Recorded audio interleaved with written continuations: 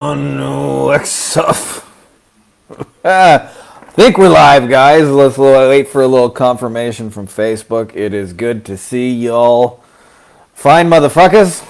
And there we go. Facebook says we're live. All right, my wax on worked. Quick little announcement for you guys, and I will cover this just once more at the end. For those of you guys, by the way, who in the last 6 months have had a client leave in less than 6 months of staying, this is going to be especially important because you're losing shit tons of money in the form of retention that is not happening. And especially if you've been losing clients and you're getting them results, it's a lot easier to fix than most people realize.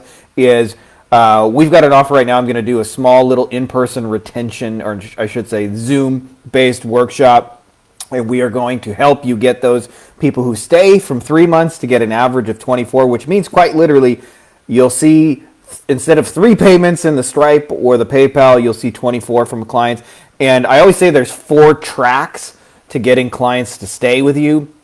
One of those is you got to be able to get clients, you got to be able to deliver it, you got to be able to hire and train. And the 4th one is the one most people miss, which is creating the wow track, the wow experience for the clients. And we've already got all the wow stuff down to a science. The welcome letter, perfect gifts to give clients, setting expectations, the Loom script for getting them. This is, by the way, taking me, Rishab, happy Monday to you too as well, my friend. As well as things to upsell them. And I also got a little bonus that some of you guys have seen already called the Energy Efficient Leverage Machine. Will help you to be able to manage 50 clients if you want to, or 100 clients, and have it take like 5-10 hours a week. So you can have a very, very low maintenance agency that makes you a lot of money and keeps the clients happy. So if you guys are in that situation where you are having clients, you're getting them results, meaning you're getting leads, or you're ranking their websites, or you're making nice websites, and they just aren't staying, it's an easier fix, and the result will be people will pay you for a lot longer. So we got a nice little payment plan if you guys are interested. I'm going to be taking 5 people. I'll probably do a more formal announcement later in the group, but that is going to end on Friday, next Friday, not this one. If you're interested in that, give me a holler. And just send me a private message and I'll send you some details. As always, it'll be in either a Loom video or a Google Doc. I haven't made it yet, but that will be coming. So anyways, let's get into the good stuff. Ladies and gentlemen, boys and girls, children of all ages, Frankie Finn proudly brings to you our weekly Q&A. All right, first question we got. Sajith says, has anyone tried getting clients by creating an Evergreen webinar funnel and then running ads to it? Was it good? Yes, Sajith. On my YouTube channel, for you to check out, there is a video. I did a training of our $50,000 a month Evergreen webinar, and I break down what we did, how we did it, and why we did it. So I'll post a link to this later. But if you guys are interested in checking that out and seeing the anatomy, what I will tell you is what makes it work is not what people think it is. It's not the fact that it's a webinar. Webinars work, but it is the pieces that we hit on, the pain points that our clients are dealing with, the value we're bringing them, the plan we produce to fix it, is those things that actually produce the steady stream of phone calls. And those things work, by the way. They work in text, they work in video. And so I show kind of in the process how we went to actually like creating the slides and how you can do this in any niche and build your own version of a $50,000 a month webinar.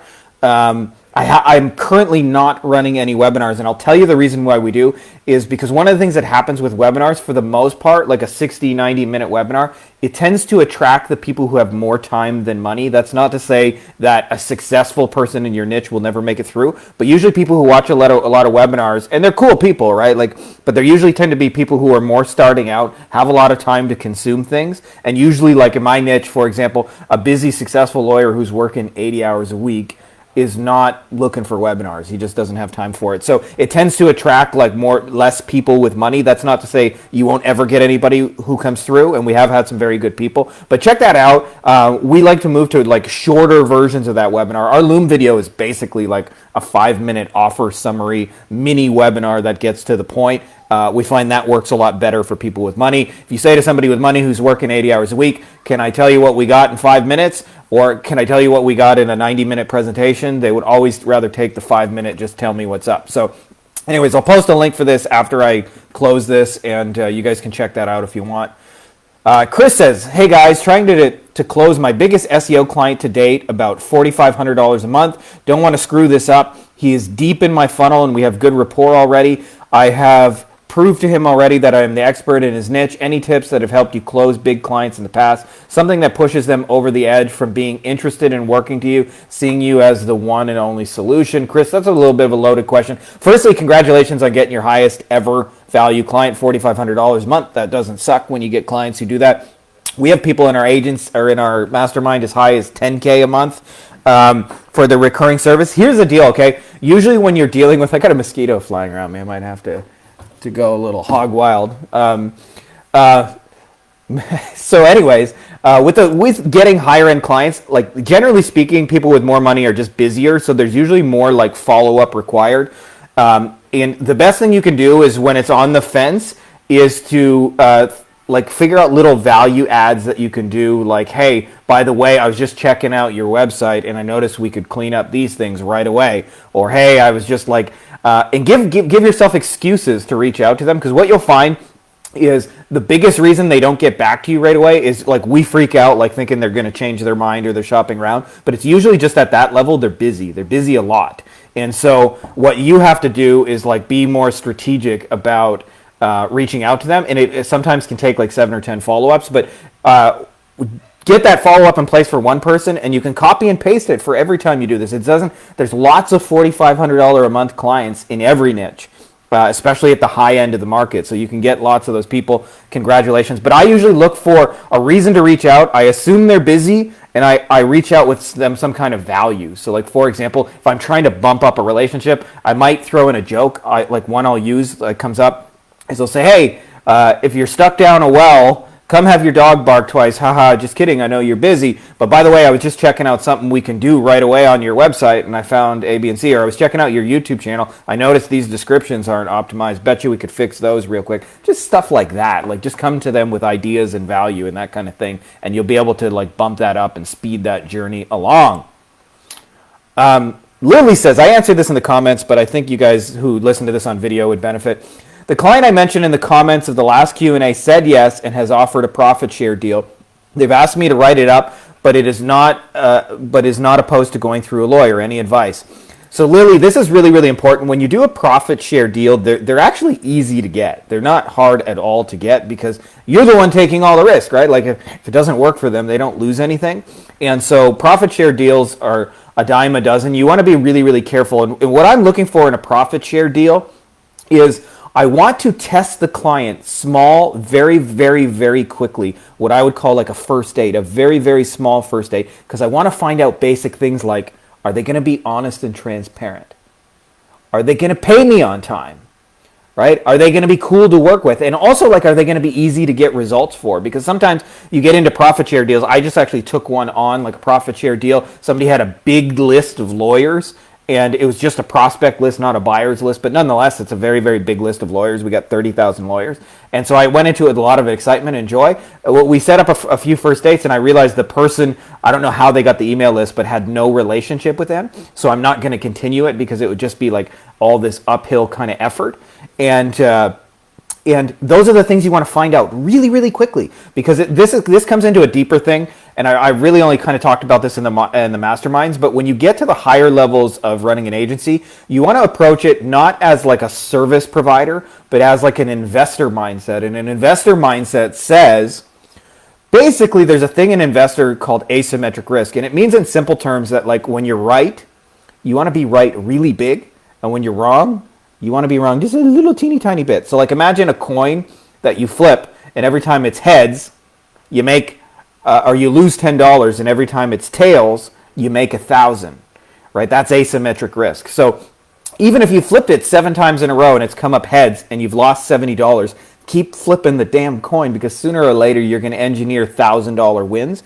And so how this translates to the question you asked and doing profit share deals is like, just like I mentioned. So in this case, I sent 3-4 emails. I realized it wasn't going to be an easy deal for me. So my investment is small. It's like 3-4 emails. And then I learned that this deal isn't going to have the huge upside. But if I was right, I'd have a list of 30,000 lawyers that I could email again and again and sell tons and tons of shit.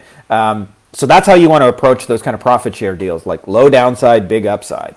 and test small, because even if you have the perfect, most airtight contract in the world, people may not still follow them. So you want to be able to see, like, am I going to be able to get results? Are we going to work together? Are they going to pay me? You can find that out in a very, very small first date. So that's what you want to engineer. Nikki Two Angel says, how do I go about getting to practice and become good at SEO? I took an online course, but then realized I knew very little about WordPress, so I'm currently taking a course on WordPress, and my plan is to create my own site for something and then practice with this. Any methods you have all done when you're a beginner starting to practice? Like anything else, Nikki Two Angels, there's a book. I've never read the book. It's highly recommended in my circles. It's called You Can't Learn to Ride a Bike at a Seminar. The title is kind of self-explanatory, right? You can't learn SEO entirely from a course. Like, you have to do some SEO and have some real world experience. So if you don't have a client to practice on, like, what I would do personally is like slap up an affiliate website. You can go to clickbank.com, you can register, it's free, and you can find like products that are already selling. And then what I would look for is just an easy way to add value. Like, metaphorically, let's say the person selling a tool, like I remember I've sold a couple like Forex tools and things like that. Like, if the but a tool is like a shovel, right? Like, imagine they're selling shovels and they're selling them successfully. Well, I might add value by going, well, the shovels go really well with the gloves and the gardener's kit or the watering can or whatever goes with whatever they're doing with the shovel, right? So what you do is you find some affiliate product that's already selling. You figure out a way just to add a little bit of value to it. It doesn't even have to be anything you create. You can curate the value from somewhere else. And then you create a little mini website and you rank that, because you'll learn more from doing. And then the other thing is, when it works, you'll get paid affiliate sales. So that's win-win. And also you can try things and be more aggressive with your own website. Like, for a client website, when I used to do SEO, I was very, very white hat. I took it very slow and very gradual, but my own shit, I would try like garbage backlink, everything. You can do that, because if you burn it, it's $10, $15 to get another domain and try it again. So that's what I would suggest, is like, get your own website, start practicing. Like, you can have that up by the end of the day. No need to have it like be a really long thing. Matt says, hey Frankie, awesome book, by the way. I'm just starting out, currently working on getting clients. To be honest, haven't made it past the cold outreach. I'm between exotic rentals and cosmetic surgeons. I wanted to focus on the gratitude email campaigns. Honestly, this is all new for me. Do you have any recommendations? There's our man, Nikki Two Angels. Do I have any recommendations? Yes, when you're starting out, like, I'll tell you, the first thing, I'll tell you about the strategy and the mindset. What clients are looking for us in the sales stage, and it's hard to like practice in the beginning, but is like certainty of result. And a lot of times that's communicated. So like, there's this weird thing in the beginning. I didn't feel very certain of result. So I would go through all these, like, getting testimonials and things like that. Sometimes from people who didn't even buy from me. I like have a sales call. The sales call wouldn't work out, but we liked each other on the call. I would get a testimonial from the person. And then I built up this mountain of testimonials, and it helped create certainty in people. And then eventually I stopped using the testimonials at all. Like, I don't pull out testimonials when I deal with the lawyer. It's like, no, I know how to do this. You either want it or you don't. Like, we're not going to play back and forth. So the first thing is, like, if you're going to approach a deal, be very, very careful and reach out to somebody that you're either certain you can produce a result for, or eliminate the risk, and then you can be certain that it's like a fair deal for them. Like, so for example, if I'm starting out and I'm trying to get an SEO client, I might reach out to somebody who's paying for these things and has money and just say like, hey, I'd love to give you like 2 months of SEO free to show you that this works, and I'll go after these 2 or 3 keywords and help you get ranked for them. And if after we achieve these results, would you be open to paying me this amount of money on an ongoing rate? And they would probably be cool with that. Like, that's one way you can be certain. The other thing is just to find somebody you're really, really sure that you can generate results for, like slam dunk, easy kind of, simple deals. And one of those, like, for example, like if I'm dealing with a restaurant that has a big client flow, and they're not following up with any of their past clients and making them more offers, then I know that would work. And so I can be certain, even though I've never actually done it before, because the gratitude campaigns just flat out work. And then the other thing too is you can always partner with somebody who's like a white labeler who has the case studies and the results and the things like that, if you want to just focus on mastering the sales side in the beginning. There's lots of different ways you can approach it. But the thing about it is the first attitude that needs to be there is certainty. Now, from a tactical point of view, reaching out to people, there's a couple of things that people miss in this. I just did a video on this. This will be on YouTube for you guys who watch there on YouTube. But this is one of those things that you probably need to hear a few times. The biggest reason people have a hard time getting clients in the beginning is the ask is too big, right? It's like a marriage offer. So like for me, when I used to do SEO and I had a hard time selling it, because it sounded like, work with me for a year, and then hopefully at the end of the year, I'll be able to get you results, but no guarantees. That's a big fucking ask, right? So shrink the size of the ask. Like I would do, hey, let's do one keyword together for 30 days, and I'll prove it to you. And if after it works, we can talk about like doing more. But almost always, if you can produce a result on the small scale, they'll want to hire you on the big scale. But that first date, the second thing is the value. So I've talked a lot about the nickel and the $100 bill. In every niche, there's a whole spectrum of clients, right? Like we tend to treat it like it's all equal. Like if I generate leads for you, that's automatically awesome. And it's not really true. Like in the lawyer space, I've mentioned this, but traffic tickets, a lawyer makes $100 from a traffic ticket. And they also usually try and pay a paralegal, which costs them $100, meaning they make zero, right? You could bring them a gazillion fucking traffic tickets. There's lots of them, and they make no money. And they don't like it because it's a lot of work. If I bring them one trucking accident case, that could be worth like $250,000. Like just one trucking accident case is worth more than, like, wrap your head around that, like 5,000 like single traffic tickets. So if you're gonna aim to like help somebody, like focus on bringing them their $100 specialty thing, and immediately your service will become more valuable and more desirable in that niche. And then the third thing is you need to have like a clear, believable plan for how you're going to achieve that. And so it doesn't have to be super detailed, by the way. It could just be like, I'll give you a real example, okay? Like with our motorcycle case stuff we were running the last few years, it was just basically like, there's people on Facebook, like we can target motorcycle riders and people who buy motorcycle helmets and things like that. So we show them an ad that says, here, there's this free motorcycle book in case you're in an accident. We hope you never need it. And then people go here and they register for the free book, and then we send them a series of follow-up emails, and we follow them up with retargeting. And statistically, 2 out of every 100 people in a year who ride a motorcycle will be in an accident. And of course, we're going to be the ones they hire. So we run this and we follow up with people, and we get cheap kind of $10 leads. They need a plan, is my point. So what is your plan to produce them that result? That will help the whole thing. Those 2 things, the mindset of certainty, and then those 3 things about making a strong offer where it's a small, low risk ask, it has high value, and there's a plan that shows them how they can get that result. Guy says, does anyone have any direct response copywriter job descriptions they could share? I'm looking to hire an FTE ASAP. Here's the thing, Guy, with not just with hiring copywriters, hiring anybody. This is how we do everything in our agency, is hire a first date first. Like have them write you like 3 emails and see how those 3 emails work. Because I'll tell you, even if you hire like a gazillion copywriters, a lot of times they have niche expertise. And that means that they don't have awesome ability in every niche. Good seeing you, Matt, by the way. I was just scoping out some pictures of the family life there on your Facebook, which is really cool. Sorry, lost my train of thought. So with copywriter, yeah. So I always give somebody a small trial assignment, because you learn more from working together. And I learned this from Perry Marshall, who's a really famous AdWords guy, and he calls it the audition. And it's really, really simple. It's like, he says, what most people do to hire produces B and C level people and creates job certainty where people don't have to perform. So like if you look at your average hiring process, you post a job online, you get a bunch of resumes, you interview some people, whoever gives you the warm, fuzzy feeling about the interview, you hire them, and then you're stuck with that person. That's typically the hiring process. And what happens is, like I said, usually you get B and C level players. If you want to have A players, like people who rock your world, what you want to do is test them throughout the process. And Perry Marshall calls this the audition, because if you went to play for a band and you wanted to see if you were a good fit as a band, they wouldn't say, well, send me your resume of the last 5 bands you played in and let's have an interview. They say, no, you get your drums, you get your guitar, you get your bass, and let's play and let's see how we sound together, right? You learn more from playing 1 or 2 songs. So I'll tell you how I used to do this when I did SEO for years.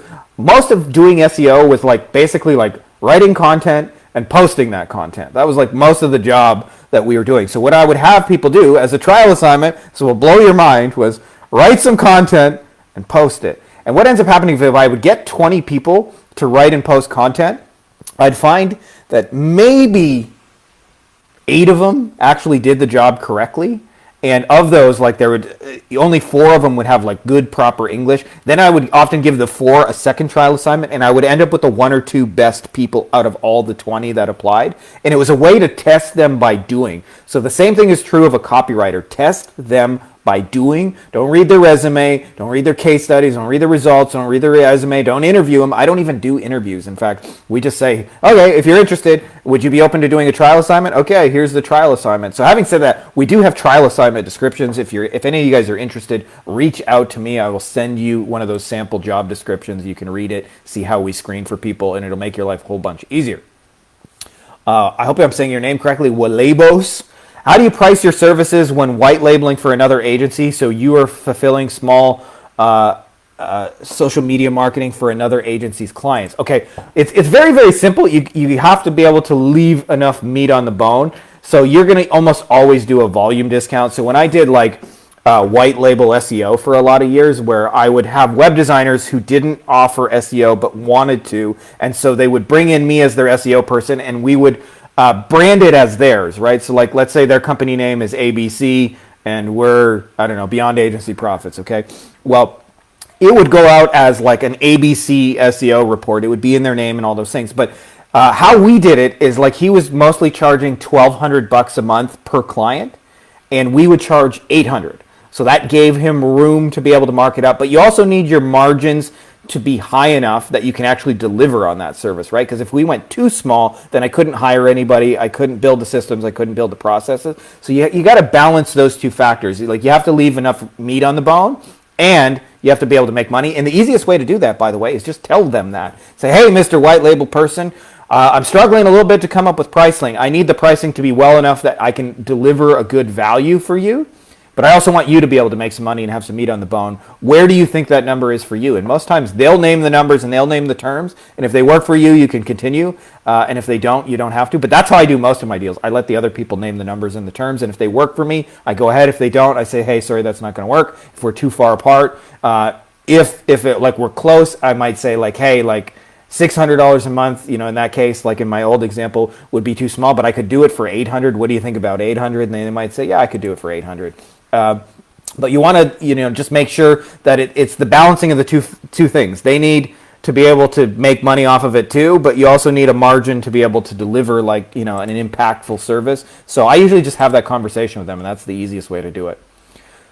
Tom says, I've been learning everything I can for a while and really want to start an agency. Do you think the market is too saturated? Tom, there's a famous quote, and I'm probably going to be cliche as a motherfucker right now, but let's do it anyway. It says, the best time to plant a tree was 20 years ago. The next best time is today. Is the agency space too saturated? The answer is both yes and no. So what ends up happening is, if you've ever read the book, by the way, that really goes into detail about this blue ocean strategy, they talk about that there are blue oceans where there are wide open niches, they are untapped, and then there are also red oceans where they're competitive. And almost always it's a positioning and an angle thing, not is there a market. So like in the simplest terms, right, if you think about Coca-Cola, when they first came out with Coca-Cola, they were the first cola, so they conquered all the movie theaters and they conquered all the stadiums, and they conquered all the restaurants. When Pepsi comes in, Pepsi's in a red ocean because now they have to unseat Coca-Cola, right? Like, so it's an uphill effort because they have to convince them to switch. It's not just an add-on. So the way you do that in any market is you reinvent yourself. You come up with pomegranate juice. You come up with orange. You come up with Sprite. You come up with different angles of the same thing. So the first thing I would suggest is if you're starting out, pick a niche. That's job number one, is you got to pick a group of people, and then you got to investigate that group of people and see where their unmet needs are. Now, this is important to understand because if you feel like, oh, everybody's already figured it out, then you won't do this step. But I promise you, in every single fucking niche on earth, there are unmet needs. There are problems people have not yet been able to solve, and they always exist. And there's a simple reason for this. When you solve one problem in your business, another is created. So like in the beginning, like for me, I was just trying in my agency to solve the sales problem. And I struggled with that for a lot of years. And then when I cracked the sales thing, I suddenly had a new problem called delivery problem. And when the delivery problem got fulfilled, I suddenly had a new problem called hiring problem. And when I suddenly had hiring problem, I suddenly shifted to management problem. When I suddenly got past that, I shifted to like CEO kind of problems, right? So like the problems are never, ever, ever, ever done. So there's always opportunity to solve problems. So what you have to do is go into it with a clean slate. So let's just, say you're picking the same niche as me and you're dealing with personal injury lawyers. You have to go into the space of personal injury lawyers. You have to use these two things, and you have to listen to conversations, and you have to read what they're saying, and you have to see where they're stuck, and then you have to think about new and creative ways to solve those problems. Often, by the way, they're just little tiny shifts. I know that sounds like we have to reinvent the rocket. I've used this example before, but it really illustrates the point. Is when I first offered SEO, in the very beginning, actually, believe it or not, SEO was in demand in 07, but by the end of it, by like 3-4 years into it, it had immediately flip-flopped and become crazy saturated, and there were a million marketers offering it and all those kind of things. And one day a client said to me, and I dealt most of those days mostly with plastic surgeons and cosmetic surgeons, and one time a guy said to me, "Can you make me a mommy makeover site?" And I didn't really think anything of it, but I was like, yeah, of course I can make a fucking website. And he said, "Could you rank the mommy makeover website then for like mommy makeover keywords?" And I went into the Google keyword tool and I was like, yeah, of course. Yeah, that could definitely be done. And he's like, okay, I'd like to pay you to do that. And so we did. We built a mommy makeover website and we ranked it for mommy makeover keywords. Now, I didn't know this at the time, but as I've mentioned, this was their $100 bill, most highest value kind of thing, right? Like the mommy makeover is a $40,000 and up procedure, meaning that like those are their highest, best $100 kind of patients. And so I would go into offices sometimes and talk with these plastic surgeons, or I'd meet them at conferences. I was mostly doing like in-person stuff those days. And they would say to me, like, "What are you guys doing?" And whenever I would tell them we did SEO, they gave no fucks at all about SEO. But the minute I said, "Hey, we have this mommy makeover thing," they were like, their eyes would light up and they'd go, "Oh, can you build me one of those? I want a mommy makeover website ranked because I want those kind of patients as well." In other words, like a system for bringing their $100 bills, if you want to put it.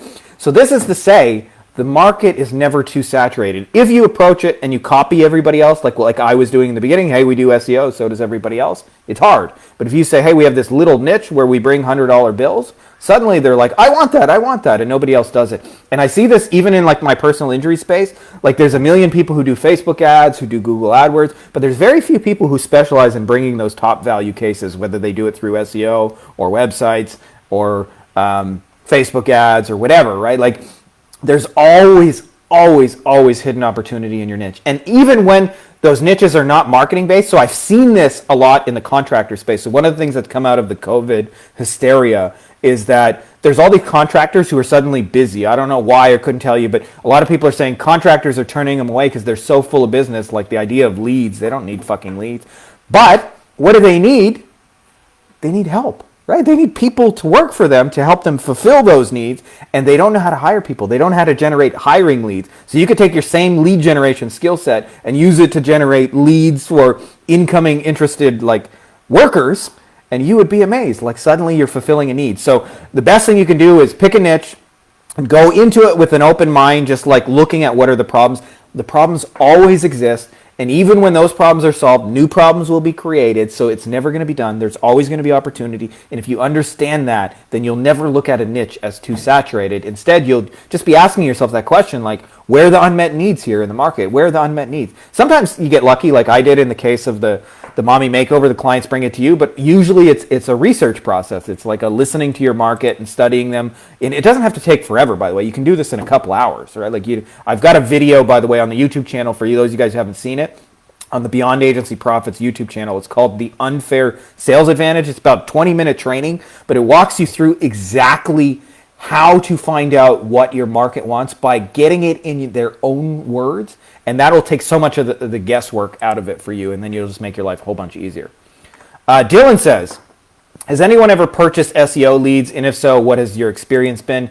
Dylan, as a general rule, I have found that purchasing leads to be kind of like a losing game from a lot of different services. Now, having said that, every now and then you do get lucky and you get something really awesome. But usually in most niches, like there's a lot of, for various reasons, like low quality leads. So what I would do is the same kind of thing, right? We talked about earlier the investor mindset. If I'm going to try some leads before I buy like a package of $10,000 worth of leads, or 20,000 or 50,000 or 100, is I want to try like 10 or something small and see how they work. Because sometimes it's not even just that the leads are good or bad, but like it's better to say bad fit, and they don't always sync up with you. And if you do that, you'll manage your risk intelligently. And so what'll happen is, if it doesn't work out, you might lose a few $100s. But when it does work out, you can use that as a source of leads forever and ever and ever, as long as they're in business. So you can like maximize your upside and minimize your downside. That's how you want to approach anything really new. Is like a new employee. Like when I mentioned, like we have a small first date. What are we doing? We're maximizing the upside. If that first date works out, we're going to have a great employee for a long time. But if I'm wrong, what do I lose? I might lose $5 or $10 in a little trial assignment, right? So and in general, when you start doing that in your agency, where you maximize the upside and minimize the downside, this is an investing term called asymmetric risk. I learned this actually from Benjamin Graham, who is Warren Buffett's mentor.